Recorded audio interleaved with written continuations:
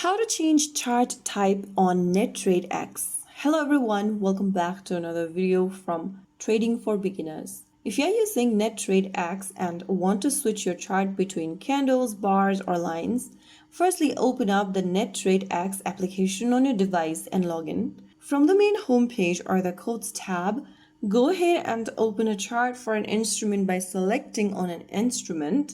Click on the chart option in the pop-up, and after opening up the chart tab, go ahead and tap on the button at the top center and the button which looks like this in the top center, and in the type option go ahead and select your chart type. After you do that, you will be able to change your chart type on NetTradeX. So that's how you do it. If you found the video helpful, don't forget to like, share, and subscribe to our channel. I will see you again in the next video. Thank you for watching.